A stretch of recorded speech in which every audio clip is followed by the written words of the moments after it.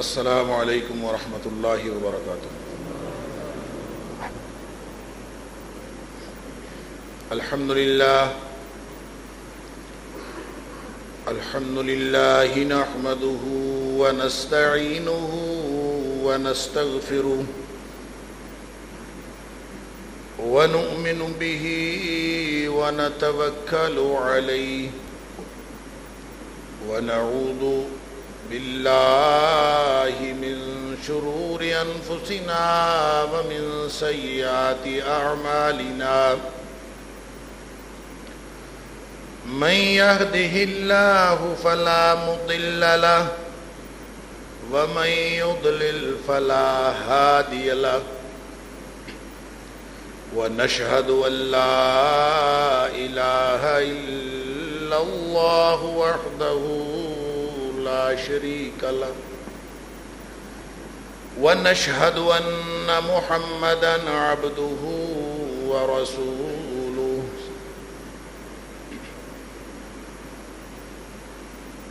أرسله بالحق بشيرا ونذيرا بين يدي الساعة، فمن يطع الله ورسوله فقد رشد واهتدى، ومن يعص الله ورسوله فقد ضل وغوى، فإنه لا يضر إلا نفسه ولا يضر الله شيئا، نسأل الله ربنا أن يجعلنا ممن يطيعه ويطيع رسوله ويتبع رضوانه ويجتنب سخطه، فإنما نحن به وله. أما بعد فإن خير الحديث كتاب الله، وخير الهدي هدي محمد صلى الله عليه وآله وسلم، وشر الأمور محدثاتها، وكل محدثة بدعة، وكل بدعة ضلالة، وكل ضلالة في النار. فأعوذ بالله السميع العليم من الشيطان الرجيم من همزه ونفخه ونفثه. بسم الله الرحمن الرحيم. وما خلقت الجن والإنس إلا ليعبدون.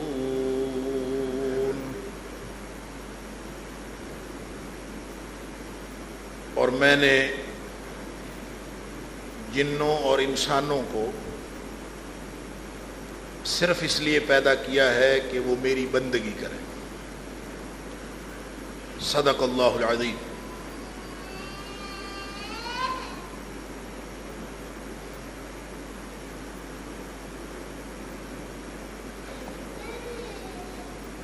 اللہ تعالیٰ کی بندگی کے لیے اس دنیا میں آنے والا انسان دنیا میں آ کے اپنے مقصد کو بھول گیا، الا ما شاء اللہ، سوائے اس کے جس پر اللہ کی رحمت ہو اور اس کو اپنا مقصد تخلیق یاد رہے کہ میں اس دنیا میں کس لیے آیا ہوں، اور اگر تخلیق کا مقصد پورا نہیں ہوا جس وجہ سے اس دنیا میں آیا تھا، موت تو پھر سر پہ کھڑی ہے. کسی بھی وقت کسی بھی لمحے موت آ سکتی ہے، اور پوری زندگی کا فلسفہ صرف یہ ہے کہ زندگی اللہ کے لیے اللہ کی مرضی سے گزاری ہے یا کسی اور کے لیے کسی اور کی مرضی سے گزاری. یہی فلسفہ ہے پورا۔ موت آتے وقت ہارن نہیں دیتی۔ ابھی میں ایک جنازہ پڑھ کے یہاں پہنچا ہوں،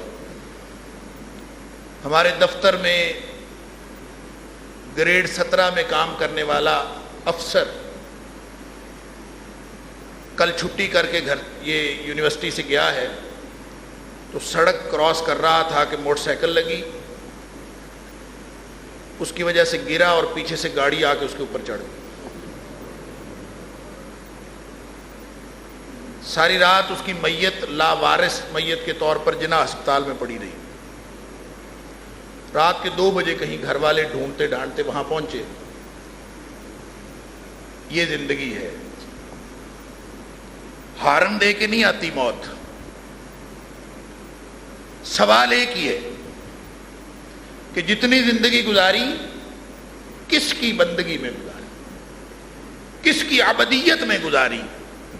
پیدا اس نے اپنی بندگی کے لیے کیا ہے، وما خلقت الجن والانس الا لیعبدون، کہ میں نے صرف اس لیے پیدا کیا ہے کہ میری بندگی کریں، میری عبادت کریں، میری عبدیت میں زندگی گزاریں۔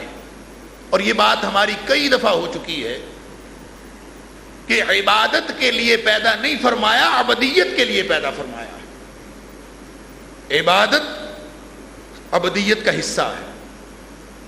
نماز، روزہ، حج، زکوٰۃ، نوافل، صدقات، حقوق اللہ، حقوق العباد، سارے کے سارے عبادت ہیں، لیکن یہ عبدیت کا حصہ ہے۔ پیدا اس نے اس لیے کیا ہے تاکہ ہم سارے اس کے عبد بن جائیں۔ عبدیت کے لیے پیدا کیا ہے، غلامی کے لیے پیدا کیا ہے۔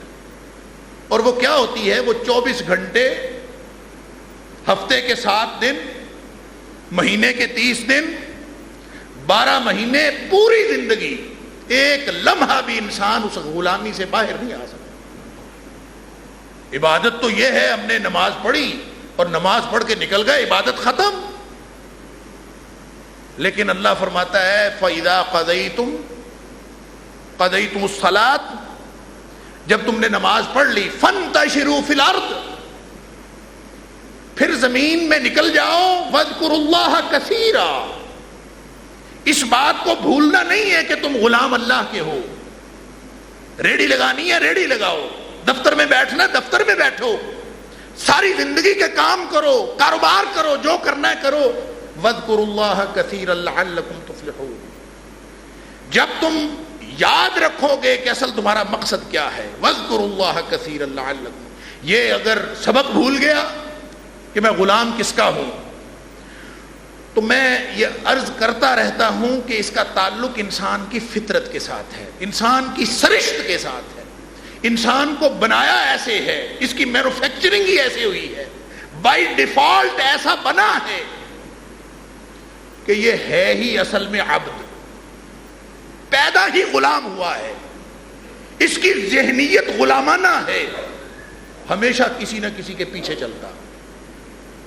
بنایا ہی بنانے والے نے ایسا ہے کہ ہمیشہ کسی نہ کسی کی بات مانتا ہے، کبھی کسی کی مان لیتا ہے، کبھی کسی کی مان لیتا ہے۔ کوئی وقت کا فرعون اوپر بندوق لے کے نہ کھڑا ہوا ہو، کسی چیز کا پریشر نہ ہو، تو کسی نظریے کو اپنا لیتا ہے، اس کی بات ماننا شروع کر دیتا۔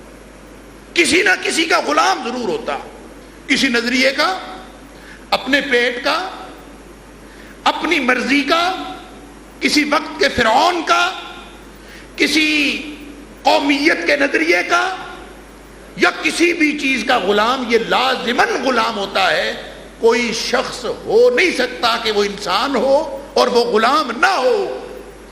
جو بڑا فن خواہ بنتا ہے نا اور کہتا ہے میں نہیں کسی کا غلام، میں کسی کی نہیں مانتا، میں تو اپنی مانتا ہوں، اللہ تعالیٰ فرماتے ہیں یہ اپنی خواہش نفس کا غلام ہے، وہ بھی غلام ہے۔ ارائیت من اتخذ الہہ ہوا، کیا اس شخص کو نہیں دیکھا جس نے اپنا الہ، اپنا معبود، اپنی خواہش نفس کو بنایا ہوا؟ یہ بھی غلام ہے، اپنی مرضی کا دعویٰ کرنے والا، اپنی آزادی کا اعلان کرنے والا، ساری دنیا کو چیخ چیخ کے بتانے والا کہ میں اپنے معاملات میں آزاد ہوں، اصل میں اپنی خواہش نفس. یہی سارا جھگڑا ہے، یہی فلسفہ حیات ہے، یہی فلسفہ ابدیت ہے. اگر دل کی مان لی تو اللہ کی غلامی سے نکل کر دل کی غلامی میں آ گیا. کسی بڑے کی مان لی تو اللہ کی غلامی سے نکل کر اس بڑے کی غلامی میں آ گیا. تو اگر اللہ کی مانی تو اس کا نام ہے اسلام. اگر اس نے کہا میں کسی کی نہیں مانتا، میں تو صرف اللہ کی مانتا اور کسی کی نہیں مانتا، اس کو کہتے ہیں مسلم. اسلم یسلم، اسلام کا معنی ہوتا ہے اپنے آپ کو سپرد کر دینا. خواہشیں پیچھے رہ گئیں، وقت کے بڑے پیچھے رہ گئے، خاندانی بڑے پیچھے رہ گئے، دنیا کے سارے بڑے پیچھے رہ گئے، ایک اللہ کا نام سامنے رہ گیا. اب اللہ نے نبی کریم صلی اللہ علیہ وآلہ وسلم کو ہماری طرف بھیجا اسلام سکھانے کے لیے. ان الدین عند اللہ الاسلام. وہ اسلام کیا ہے، اللہ کی بندگی میں زندگی کیسے گزارنی ہے، نبی کریم صلی اللہ علیہ وسلم سکھا گئے. اب یہ بات، یہ سبق مجھے اور آپ کو ہر وقت یاد رہنا چاہیے. ہر شخص کو جو اللہ کی بندگی کا دعویٰ کرتا اس کو ہمیشہ یہ سبق یاد رہنا چاہیے کہ اللہ کے رسول صلی اللہ علیہ وآلہ وسلم نے ہمیں جو سکھایا ہے وہ دین ہے، اور جو بات نبی پاک صلی اللہ علیہ وسلم نے نہیں سکھائی وہ دین نہیں ہے. بات ختم. وہ دین نہیں ہے. وہ کیا ہے؟ اس کا نام کیا ہے؟ وہ آپ اپنی مرضی کا نام رکھ لیں، جو دل کرے نام رکھ لیں. اس کو معاشرتی روایت کہہ لیں، اس کو معاشرے کی رسم و رواج کہہ لیں، اس کو اپنا خاندانی رسم و رواج کہہ لیں، اس کو آپ بے دینی کہہ لیں، اس کو آپ بدعت کہہ لیں، اس کا جو مرضی نام رکھ لیں، اللہ کا دین اس کو نہ کہیں. کیوں؟ وہ اللہ کا دین ہے نہیں، اس پر مدینے والے کی مہر نہیں ہے. ہم نے رجب کے حوالے سے گفتگو کی گزشتہ 2-3 جمعات کے اندر کہ رجب بڑا جلیل القدر مہینہ، اللہ کے مہینے 12 کے 12 اللہ کے مہینے. رجب اس میں بڑی شان والا مہینہ، لیکن اس کے اندر جو کچھ کیا جاتا ہے، جو کچھ خرافات اپنی طرف سے بنا کے کی جاتی ہیں، کیا نبی کریم صلی اللہ علیہ وسلم نے اس کا حکم فرمایا؟ اگر فرمایا تو تسلیم ہے، یہی اسلام ہے. نہیں فرمایا تو دنیا کا بڑے سے بڑا آدمی، بڑے سے بڑا میڈیا، ساری دنیا مل کے کہہ دے کہ یہ دین ہے، وہ دین نہیں بن سکتا، اس لیے کہ اس کے اوپر مدینے والے کی مہر نہیں. رجب گزرا، شعبان آ گیا. شعبان میں یہ رمضان اور رجب کے درمیان والا مہینہ ہے. یہ حرمت والے 4 مہینوں میں سے نہیں ہے. حرمت کے جو 4 مہینے ہیں جن کو زیادہ عزت والے مہینے قرار دیا گیا، جس میں جنگ بندی کا اعلان کیا گیا، جس کا احترام اہل عرب بھی تاریخی طور پر کرتے تھے، ان 4 مہینوں میں نہ شعبان شامل ہے نہ رمضان شامل ہے. رمضان میں تو جنگیں ہوئی ہیں، غزوہ بدر ہوا ہی رمضان میں ہے، جنگ کی ابتدا رمضان میں ہوئی ہے. تو رمضان وہ ایک الگ فلسفہ ہے کہ رمضان میں جنگیں کیوں ہوئی ہیں، رمضان اور جنگ کا تعلق کیا ہے. یہ اس پہ بھی انشاءاللہ کبھی گفتگو کریں گے کہ رمضان کا جنگ کے ساتھ کیا تعلق ہے. کیوں؟ جو کفر اور اسلام کی سب سے اہم جنگ، سب سے پہلا اور سب سے عظیم معرکہ، جس میں نبی کریم صلی اللہ علیہ وسلم بھی اس قدر پریشان ہیں. اللہ اکبر. کہتے ہیں کہ اللہ، یہ چھوٹی سی جماعت ہے 313 لوگوں کی، اگر یہ آج نہ رہی تو روئے زمین پر تیری عبادت کرنے والا کوئی نہیں رہے گا. اتنی اہم جنگ رمضان میں ہوئی. اللہ اکبر. اس پہ بات بعد میں کریں گے انشاءاللہ. لیکن حرمت والے مہینے رجب، ذیقعد، ذی الحج اور محرم، یہ 4 مہینے حرمت والے. شعبان حرمت والا مہینہ نہیں، رمضان حرمت والا مہینہ نہیں، بہت فضیلت والا مہینہ رمضان. بہت فضیلت والا مہینہ شعبان، لیکن حرمت والا مہینہ نہیں ہے۔ کیوں؟ جس کے پاس اتھارٹی ہے اسی نے ہمیں یہ بتایا ہے۔ جتنا بتا دے، جو فرما دے، وہ تسلیم کرنا لازم ہے۔ اب اس مہینے میں کرنا کیا؟ مہینہ درمیان میں ہے، بے شمار باتیں، اور خاص طور پر اس مہینے کی جو درمیانی رات ہے، نصف شعبان کی رات، وہ تو ابھی آئی نہیں، میرے خیال 2-3 دن باقی ہیں۔ آج 12 شعبان، تو 15 شعبان کی جو رات ہے اس کے لیے بڑی تیاریاں ہو رہی۔ اور جیسا میں نے عرض کیا تھا کہ شب معراج منائی گئی، یوں لگتا تھا کہ ہم تو محروم ہی رہ گئے، اور اب شب برات منائی جا رہی ہے، اور تیاریاں دیکھ کے لگتا ہے کہ ہم پتہ نہیں کون ہیں، اور تیاریاں کرنے والے پتہ نہیں کون ہیں۔ مسئلہ کیا ہے؟ ایک طرف اتنی زیادہ فضیلت کی بات، اور ایک طرف وہ مولوی جو کہتا ہے اس رات کی حیثیت ہی کوئی نہیں۔ یہ دو انتہاؤں کے درمیان ہم طالب علم پھنسے ہوئے ہیں، ہمیں پتہ نہیں چلتا، حیثیت ہی کوئی نہیں، بہت برکتوں فضیلتوں والی رات ہے، یہ دو باتیں ہم سنتے ہیں، درمیان والی بات ہی کوئی۔ اللہ اکبر، اس رات کی کوئی حیثیت نہیں، یہ کہنا بڑی مشکل بات ہے، یہ نہیں کہا جا سکتا۔ اس کی وجہ ہے شب معراج کے حوالے سے میں نے کہا تھا کہ شب معراج اس کی کوئی حیثیت نہیں، میں نے کہا تھا۔ اس لیے کوئی حیثیت نہیں کہ پہلی تو بات یہ کہ معراج 27 رجب کو ہوا کہ نہیں، یہ بھی کنفرم نہیں ہے۔ دوسری بات، اگر ہوا بھی ہو تو ہمارے پاس کوئی دلیل نہیں، نبی پاک صلی اللہ علیہ وسلم نے کوئی دلیل دی ہو، کیونکہ اس کے لیے قانون ہے کہ عبادت اس وقت تک ثابت نہیں ہوتی جب تک کسی صحیح حدیث سے یا قرآن سے ثابت نہ ہو جائے۔ جب تک قرآن و حدیث سے ثابت نہ ہو، عبادات کی اصل منع ہے، حرام ہے، جب تک دلیل نہ ہو، اور معاملات کی اصل جواز ہے، اباحت ہے۔ معاملات میں جب تک منع کی دلیل نہ ہو اس وقت تک ہم تمام اشیاء استعمال کر سکتے ہیں۔ کوئی آپ سے کہے کہ کپڑے کس طرح کے پہننے ہیں، اس طرح کے صوفے پر بیٹھنے کی کوئی دلیل دکھاؤ، اس طرح کے قالین کی کوئی دلیل دکھاؤ۔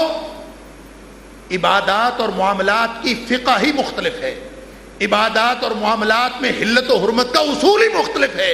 عبادت میں ہر بات حرام ہے جب تک مدینے والے سے اس کی دلیل نہ مل جائے، اور معاملات میں ہر بات جائز ہے جب تک مدینے والے سے اس کی حرمت کی دلیل نہ مل جائے، اس کے ناجائز ہونے کی دلیل نہ مل جائے۔ لہذا عبادت اور معاملے کو آپس میں کنفیوز نہ کریں۔ عبادات عبادات ہیں، اور یہ رات منانا اس کا تعلق ثواب کے ساتھ ہے، اس کا تعلق اللہ سے اجر لینے کے ساتھ ہے، اور اگر اس پر مدینے والے کی مہر نہ ہو تو اس کو دین کہا جا سکتا ہے؟ کہ دین نہیں کہا جا، دلیل لینی چاہیے۔ تو میں نے عرض کیا شب معراج جو ہم نے گزشتہ مہینے منائی، ساری دنیا نے منائی، کوئی دلیل، کوئی چیز اس کے بارے میں نہیں ہے۔ اگر کچھ ہے تو ساری کی ساری روایات یا موضوع ہیں، بناوٹی، من گھڑت، یا پھر کوئی ضعیف حدیث موجود ہے۔ صحیح حدیث کے بغیر دین ثابت نہیں ہوتا، نہ عقیدہ ثابت ہوتا ہے، نہ عمل ثابت ہوتا ہے۔ اب یہ جو رات آنے والی ہے نصف شعبان کی، یہ شب معراج کی رات کی طرح نہیں ہے، یہ بالکل بے دلیل بات نہیں ہے۔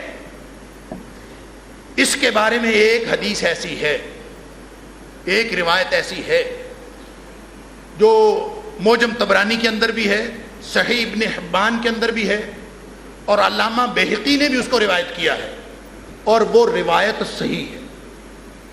علامہ البانی نے بھی اس کو صحیح کہا ہے۔ تو جب صحیح حدیث مل گئی اس رات کی فضیلت کے بارے میں، صحیح حدیث مل گئی، تو اس کا مطلب ہے مسئلہ حل ہو گیا۔ جب صحیح حدیث مل گئی تو مسئلہ حل ہو گیا۔ لیکن وہ صحیح حدیث ہے کیا؟ رات کو عبادت کریں، رات کی عبادت، صبح کو روزہ، کتنے نوافل پڑھیں، صلاۃ الرغائب پڑھیں، صلاۃ الفیہ پڑھیں، کیا کریں، 100 رکعت نفل پر ادا کریں۔ نبی پاک صلی اللہ علیہ وسلم نے فرمایا، پہلے حدیث سن لیجئے پھر ہم اس پہ بعد میں تبصرہ کرتے ہیں مسئلہ کیا۔ نبی پاک صلی اللہ علیہ وسلم نے فرمایا کہ یطلع اللہ تبارک و تعالی الی خلقہ لیلۃ النصف من الشعبان، شعبان کی جب نصف رات ہوتی ہے، درمیانی رات، یہی والی رات، نصف شعبان کی رات جب ہوتی ہے تو اللہ تعالیٰ اپنی مخلوق کی طرف رحمت کی نگاہ فرماتے ہیں۔ یطلع اللہ تبارک و تعالی الی خلقہ، اللہ تعالیٰ اپنی مخلوق کی طرف رحمت کی نگاہ فرماتے ہیں۔ پھر کیا کرتے ہیں؟ اللہ اکبر، فرمایا فیغفر لجمیع خلقہ، اللہ تعالیٰ ساری مخلوق کو بخش دینے کا اعلان فرما دیتے ہیں۔ فیغفر لجمیع خلقہ، اللہ تعالیٰ ساری مخلوق کی مغفرت کا اعلان فرما دیتے ہیں۔ اللہ الا مشرک او مشاحن، 2 بندے معاف نہیں ہوتے، 2 بندوں کی بخشش نہیں ہوتی۔ ایک مشرک کی بخشش نہیں ہوتی جو شرک میں مبتلا ہے، اور دوسرا وہ جس نے اپنے بھائی کے لیے اپنے دل میں بغض رکھا ہوا ہے، کینہ پرور، دل میں دشمنی رکھی ہوئی ہے، مشاحن۔ دوسری حدیث میں جو ابھی میں عرض کروں گا اس میں اس کی وضاحت ہے، بینہ و بین اخیہ شحنا، جس کے اپنے بھائی کے بارے میں دل میں بغض، عداوت موجود ہو، کینہ موجود ہو، اس کی مغفرت نہیں ہوتی۔ ساری مخلوق بخشی جاتی ہے، مشرک اور مشاہن نہیں بخشا جاتا۔ یہ حدیث نبی پاک صلی اللہ علیہ وسلم کی صحیح حدیث ہے، اور یہ نصف شعبان کی رات کے بارے میں۔ اس کا مطلب ہے یہ رات بڑی فضیلت والی رات ہے۔ بات کنفرم ہو گئی، شرط پوری ہو گئی، مدینے والے کی مہر مل گئی، صحیح حدیث مل گئی کہ نبی پاک صلی اللہ علیہ وآلہ وسلم اس رات کو فضیلت والی رات قرار دیا۔ لہذا اگر کوئی کہے کہ اس رات کی کوئی فضیلت کی دلیل نہیں ملتی تو وہ صحیح نہیں کہتا۔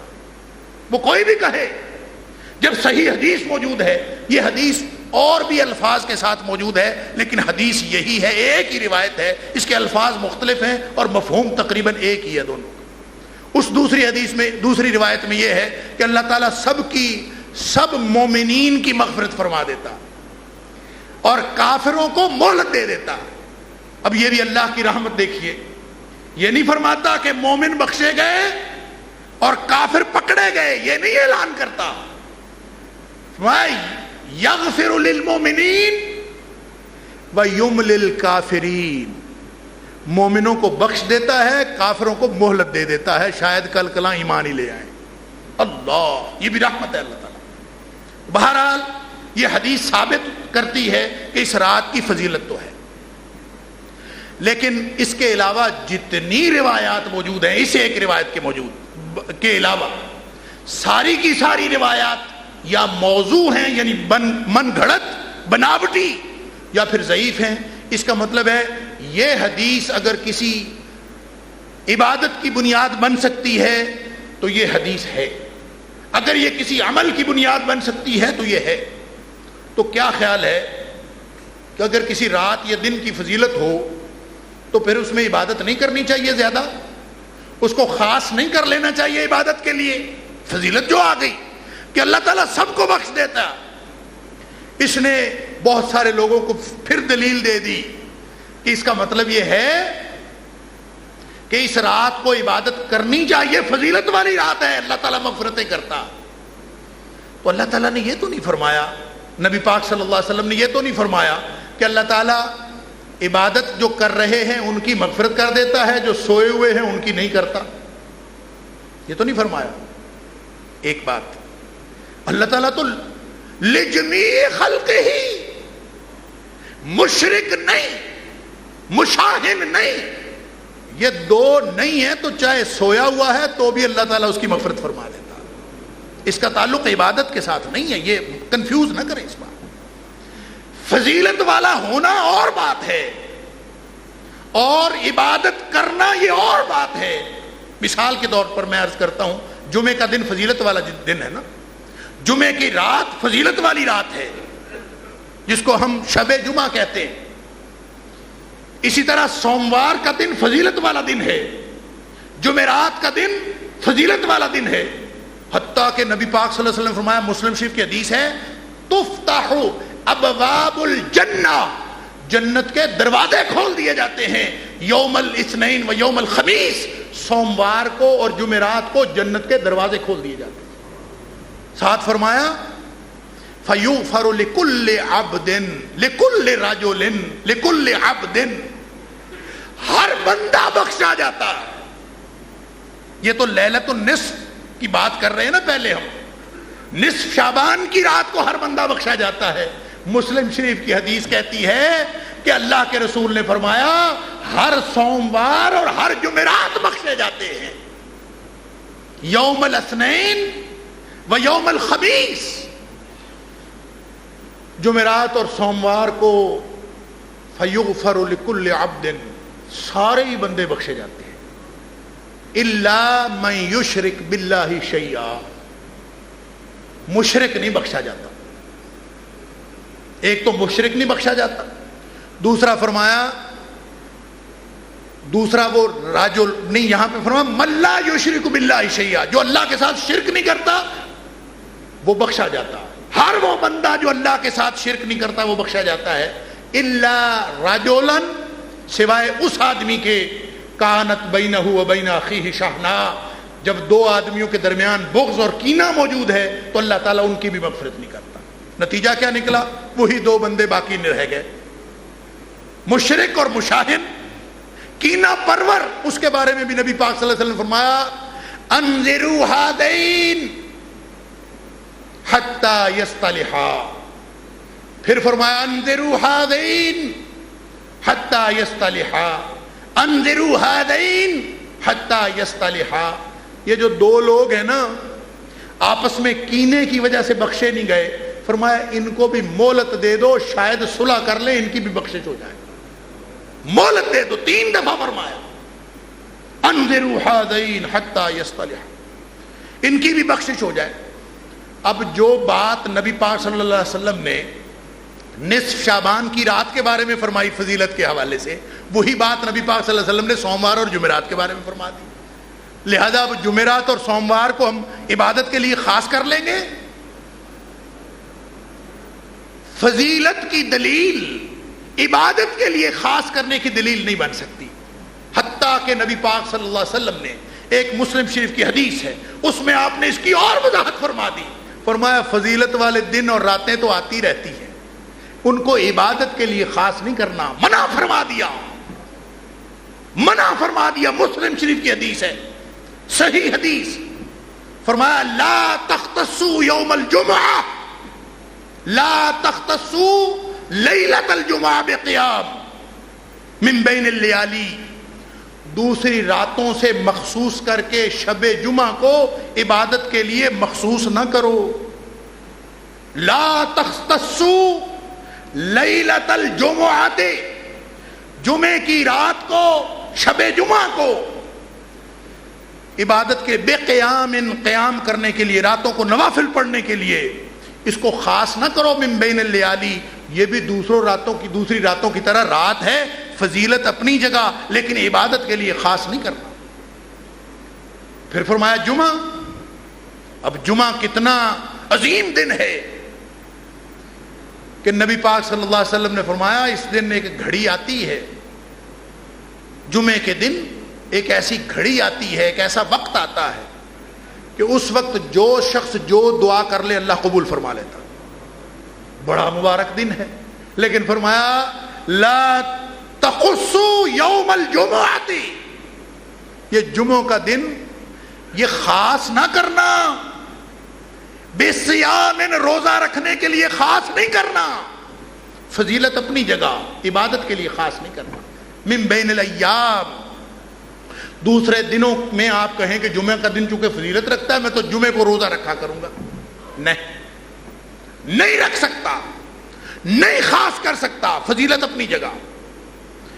ہاں اگر نبی پاک صلی اللہ علیہ وسلم کوئی بات بتا دیں، کوئی حکم فرما دیں کہ یہ کام جمعے کو کر لیا کرو، جیسا آپ نے فرمایا میرے اوپر درود زیادہ پڑھا کرو جمعے والے دن، سورہ کہف پڑھا کرو جمعے والے دن، جو کام نبی پاک صلی اللہ علیہ وسلم فرما دیں ہم اتنا کر لیں. اسی طرح سوموار اور جمعرات کے بارے میں فرما دیا کہ جس شخص نے نفلی روزہ رکھنا ہو وہ سوموار اور جمعرات کا رکھ لے.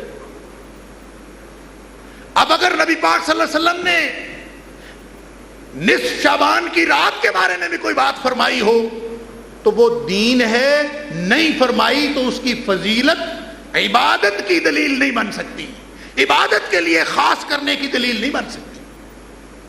پھر ایک اور شبہ ڈالا گیا کہ دیکھیں جی اس رات کا تذکرہ تو قرآن میں ہے، اور سورہ دخان کی آیت نمبر 3 اور 4، اور آج کل مجھے پتہ چلا ہے کہ قرآن پاک کا سورہ دخان کی آیت نمبر 3 سے لفظ لے کر میڈیا کے اوپر، ٹی وی کے اوپر پروگرام چل رہے، لیلت مبارکہ، لیلہ مبارکہ کے نام سے پروگرام چل رہے، اور یہ قرآن پاک کی سورہ دخان کی آیت نمبر 3 سے لیا گیا. اس میں اللہ تعالیٰ نے فرمایا انا انزلناہ فی لیلۃ مبارکہ انا کنا منذرین. یہ جو قرآن ہے نا اس کو ہم نے لیلہ مبارکہ میں نازل فرمایا ہے، اور لیلہ مبارکہ کون سی ہے؟ فیہا یفرق کل امر حکیم. یہ وہ رات ہے اس میں ہر بڑے کام کا فیصلہ کیا جاتا. لہذا ہم نے اس سے استدلال کر کے کہا کہ یہ اس سے مراد نصف شعبان کی رات ہے، اور اس رات سارے بڑے بڑے کاموں کے فیصلے ہوتے ہیں، بجٹنگ ہوتی ہے، آئندہ کس نے مرنا ہے، کس نے جینا ہے، سب کچھ اسی رات کو طے ہو جاتا ہے، کس نے کیا کرنا ہے اسی رات کو طے ہو جاتا ہے. اور زیادہ خطرناک کام ہوگی.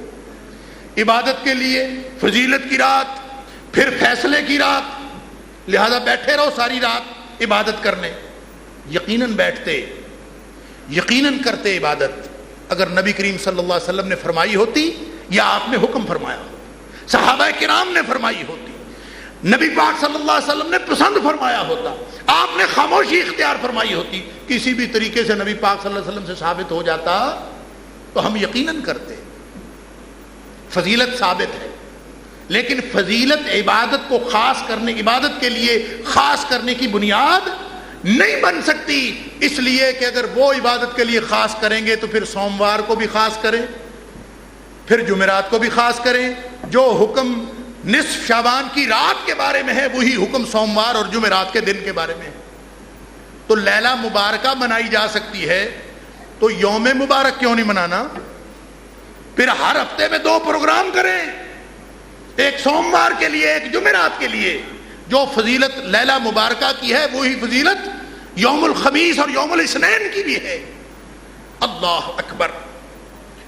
لیکن یہ جو سورہ دخان کی آیت ہے اس کی تو تفسیر اور تشریح قرآن نے خود کر دی. سورۃ القدر کے اندر جو ہم سب کو زبانی یاد ہے، بلکہ منہ زبانی یاد ہے، انا انزلناہ فی لیلۃ القدر. اللہ تعالیٰ فرماتا ہے اس رات، اس قرآن کو ہم نے نازل کیا عزت والی رات. وہاں فرمایا انا انزلناہ فی لیلۃ مبارکہ، ہم نے اس کو مبارک رات میں نازل، برکت والی رات. یہاں فرمایا قدر والی رات میں، عزت والی رات. اور وما ادراک ما لیلۃ القدر، عزت والی رات کون سی ہے؟ سورہ دخان پڑھ کے کسی غلط فہمی کا شکار تو نہیں ہو گئے؟ سورہ دخان کی آیت نے تمہیں کسی غلط فہمی میں مبتلا تو نہیں کر دیا؟ وما ادراک ما لیلۃ القدر، کیا معلوم لیلۃ القدر ہے کیا؟ فرمایا 1000 مہینے سے بہتر ہے. اور اس میں ہوتا پتہ کیا ہے؟ تنزل الملائکۃ والروح فیہا بإذن ربہم من کل امر. وہاں فرمایا تھا فیہا یفرق کل امر حکیم. یہاں فرمایا تنزل الملائکۃ والروح، جبریل بھی آتا ہے، فرشتے بھی آتے ہیں، اللہ کی طرف سے ہر بڑے کام کا فیصلہ لے کے زمین پر نازل ہوتے. مسئلہ حل ہو گیا کہ سورہ دخان کی لیلہ مبارکہ، سورۃ القدر کی لیلۃ القدر، یہ دونوں ایک ہی رات کے دو نام ہیں. کیوں؟ وضاحت ہو گئی. القرآن یفسر بعضہ بعضا، قرآن اپنی تفسیر خود کرتا ہے، اور سب سے پہلا ماخذ قرآن کی تفسیر کا قرآن خود ہے. قرآن خود بتاتا ہے. اور رہی بات یہ کہ اگر اس سے نصف شعبان مراد لے لی، نصف شعبان کی رات مراد لے بھی لی جائے کسی بھی ضعیف روایت کو بنیاد بنا کر، تو قرآن کی اس بات کو کہاں رکھیں گے کہ قرآن نے مخصوص کر دیا کہ جس رات میں یہ نازل ہوا ہے وہ رات رمضان کی رات ہے. شہر رمضان الذی انزل فیہ القرآن، شعبان نہیں ہے، رمضان ہے. شہر رمضان الذی انزل فیہ القرآن، اللہ کا قرآن تو رمضان میں نازل ہوا ہے. بات ثابت ہو گئی کہ اس سے مراد لیلۃ القدر ہے، لیلہ مبارکہ نہیں ہے. فیصلے کی رات کون سی ہے؟ لیلۃ القدر، جس کو تلاش کرنے کا نبی پاک صلی اللہ علیہ وسلم نے حکم فرمایا ہے کہ آخری عشرہ رمضان کی طاق راتوں میں تلاش کرو. اور اللہ کا شکر ہے ہم ہر سال تلاش کرتے کرتے رمضان گزارتے ہیں. اللہ ہمیں لیلۃ القدر نصیب فرما دے. لیلہ نصف شعبان، اس کی فضیلت ہے کہ اللہ تعالیٰ اپنی مخلوق کو بخش دیتا ہے. اللہ تعالیٰ سوموار کو بھی اپنی مخلوق کو بخش دیتا ہے. اللہ تعالیٰ جمعرات کو بھی اپنی مخلوق کو بخش دیتا ہے. لہٰذا جو اہمیت جمعرات اور سوموار کے دن کی ہے وہی اہمیت نصف شعبان کی رات کی ہے، وہی فضیلت اس کی ہے. عبادت کے لیے خاص ہم اس بنیاد پر نہیں کر سکتے. اور فیصلے کی رات لیلۃ القدر ہے جو رمضان کی رات ہے. اللہ تعالیٰ ہمیں صحیح سمجھ عطا فرمائے. اور ایک آخری بات کہ نبی پاک صلی اللہ علیہ وسلم اس مہینے میں روزے بہت رکھتے تھے. وہ روایت تو موضوع ہے جس روایت میں ہے کہ یہ جو نصف شعبان کی رات ہے اس کی رات کو عبادت کرو، قوموا لیلہا وصوموا نہارہا، کہ اس کی رات کو قیام کرو اور صبح کو دن کا روزہ رکھو. یہ صحیح حدیث نہیں ہے، یہ دین نہیں ہے. البتہ نبی پاک صلی اللہ علیہ وسلم کی متعدد حدیث سے ثابت ہوتا ہے کہ نبی پاک صلی اللہ علیہ وسلم شعبان میں بہت روزے رکھتے تھے. رمضان کے علاوہ سب سے زیادہ روزے نبی پاک صلی اللہ علیہ وسلم شعبان میں رکھتے تھے. یہ ثابت ہے صحیح حدیث، متفق علیہ حدیث. حضرت عائشہ صدیقہ رضی اللہ تعالیٰ عنہ فرماتی ہیں کہ نبی پاک صلی اللہ علیہ وسلم کا معمول تھا کبھی روزہ رکھنا شروع کر دیتے تھے، اتنے روزے پے در پے رکھتے تھے ہم سمجھتے تھے کہ نبی پاک صلی اللہ علیہ وسلم کبھی روزہ چھوڑتے ہی نہیں. کان النبی صلی اللہ علیہ وسلم یصوم حتی نقول، ہم یہ کہنے لگتے لا یفطر، نبی پاک صلی اللہ علیہ وسلم کبھی درمیان میں روزہ چھوڑتے ہی نہیں، مسلسل ہی روزے رکھتے جاتے تھے. کبھی نبی پاک صلی اللہ علیہ وسلم معمول یہ بنا لیتے کہ یفطر، یوں دن پہ دن نبی پاک صلی اللہ علیہ وسلم روزہ رکھتے ہی نہیں، کئی دن گزر جاتے آپ روزہ رکھتے ہی نہیں. حتی نقول لا یصوم، ہم آپس میں باتیں کرتے کہ نبی پاک صلی اللہ علیہ وسلم نے نفلی روزے رکھنے چھوڑ دیے. اس قدر نبی پاک صلی اللہ علیہ وسلم وقفے دیتے. لیکن ساتھ فرمایا کہ مکمل کسی مہینے کے روزے نبی پاک صلی اللہ علیہ وسلم نے نہیں رکھے سوائے رمضان کے. رأیت النبی صلی اللہ علیہ وسلم، اما عائشہ صدیقہ رضی اللہ تعالیٰ عنہ فرماتی ہیں سوائے رمضان کے میں نے کسی اور مہینے کے پورے روزے رکھتے نبی پاک صلی اللہ علیہ وسلم کو نہیں دیکھا کہ پورے مہینے کے روزے رکھے ہوں. ما رأیت النبی صلی اللہ علیہ وسلم استکمل صیام شہر، کہ آپ نے پورے مہینے کے روزے رکھے ہوں الا رمضان، سوائے رمضان. لیکن ساتھ فرمایا کہ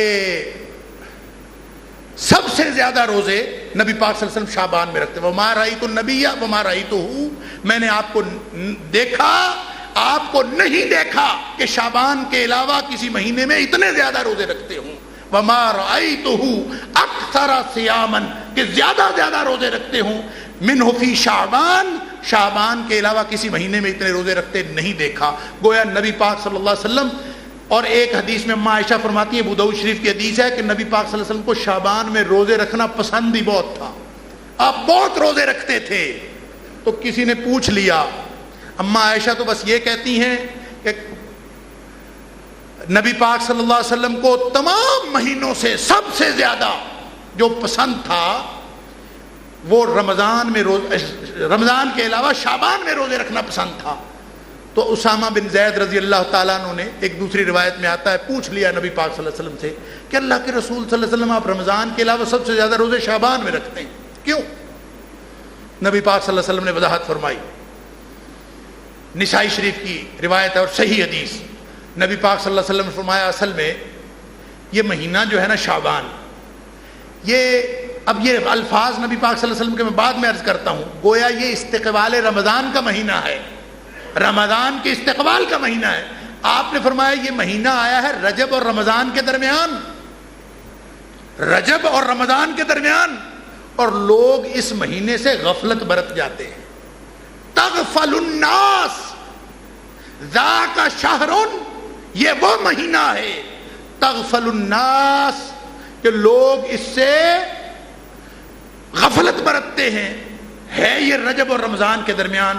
اور پھر فرمایا یہ وہ مہینہ ہے کہ اس مہینے میں اعمال اللہ کی طرف اٹھائے جاتے ہیں، اور میرا دل یہ کرتا ہے کہ جب میرے عمل اللہ کے ہاں پیش ہوں وَأَنَا صَائِمٌ، میں روزے سے ہوں، اس لیے میں اس مہینے میں روزے زیادہ رکھتا ہوں. اور اس کا مطلب یہ ہوا کہ نبی پاک صلی اللہ علیہ وسلم اس مہینے میں زیادہ روزے رکھتے تھے، ہمیں بھی رکھنے چاہیے. لیکن ایک حدیث ترمذی شریف کی صحیح، آپ نے فرمایا، دو حدیثیں عرض کر کے میں بات مکمل کرتا ہوں، وقت ہو گیا. نبی پاک صلی اللہ علیہ وسلم فرمایا اذا باقی نصف من شعبان، جب شعبان کا 15 دن باقی رہ جائیں، لا تصوموہ، روزے نہیں رکھنے، منع فرما دیا. ایک حدیث ہے کہ نبی پاک صلی اللہ علیہ وسلم، بخاری شریف کی حدیث ہے، حضرت ابو ہریرہ رضی اللہ عنہ راوی ہیں، فرمایا لا یتقدمن احدکم رمضان بصوم یوم او یومین، کوئی شخص استقبال رمضان کے 1 یا 2 دن کے روزے نہ رکھے. یہ جو ہم رمضان سے پہلے 1 آدھ روزہ رکھ لیتے ہیں احتیاطی روزہ، فرمایا نہ رکھے کوئی. لا یتقدمن، رمضان سے متصل 1 یا 2 دن کا روزہ نہیں رکھنا. ہاں الا یکون رجل یصوم صومہ، ہاں کوئی شخص ویسے روزے رکھ رہا ہے اور رکھتے رکھتے وہ دن آ گئے ہیں تو وہ رکھتا رہے. حضرت عائشہ صدیقہ رضی اللہ تعالیٰ فرماتی ہیں رمضان کے ساتھ ہی ملا دیتے تھے نبی پاک صلی اللہ علیہ وسلم روزے رکھتے رکھتے.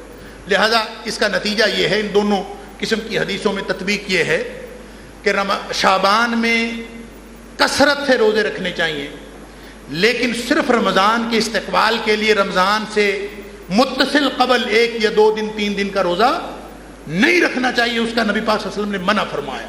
ویسے کثرت سے اس کے روزے رکھنے چاہیے، اور جو شخص شروع سے رکھ رہا ہے وہ نصف شعبان کے بعد بھی روزے جاری رکھے. البتہ جو شخص نصف شعبان کے بعد کو یا رمضان سے متصل پہلے کو روزوں کے لیے خاص کرتا ہے، اس سے نبی پاک صلی اللہ علیہ وسلم نے منع فرمایا. اللہ تعالیٰ مجھے اور آپ کو صحیح دین سمجھنے، اس پر عمل کرنے کی توفیق عطا فرمائے. وآخر دعوانا الحمدللہ رب العالمین.